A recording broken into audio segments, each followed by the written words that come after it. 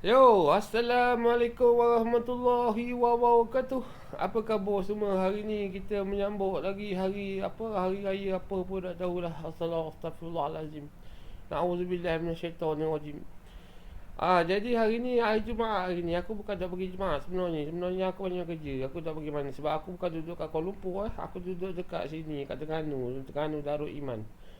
Dekat apa? Dekat Istana Sultanah Nur Zahirah dengan Tengku Mizang. Apa apa cerita? Cerita hari ni ada benda lah. Sebab selalu aku buat cerita lah. Aku cerita buat video lah. Tapi aku tak tahu dah video apa nak buat dah. Aku tak ingat dah. Jadi hari ni akan beremu lah. Sebenarnya aku ni bukan tak semayang. Bukan tak semayang. Aku semayang lah. Bukan tak semayang. Jadi aku pun pelik macam mana orang tu boleh semayang. Aku pun fikir juga lah macam mana Nabi Muhammad tu semayang. Nabi lah semayang macam mana. Aku pun heran. Satu hari tu aku cubalah terang. Aku semayang tu. Aku pun Pernah semayang pula aku dah ingat tu. Oh, tak apa kalau mu nak tahulah tu lah cerita dia.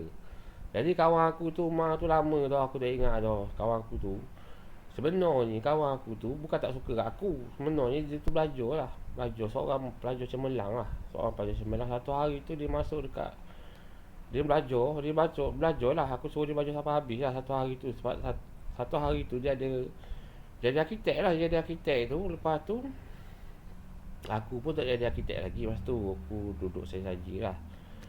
Lepas tu aku pun duduk tu. Lepas tu aku pun resign tau. Aku tak jadi arkitek tau. Aku dah resign tau. Jadi hari ni bukan duduk cakap 2, 3 jam, 4 jam, 5 jam, 10 jam pun aku boleh cakap. Sebenarnya tak ada masalah.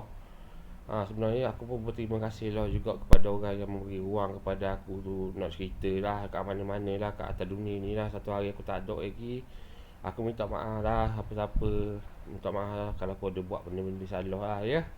Assalamualaikum warahmatullahi wabarakatuh.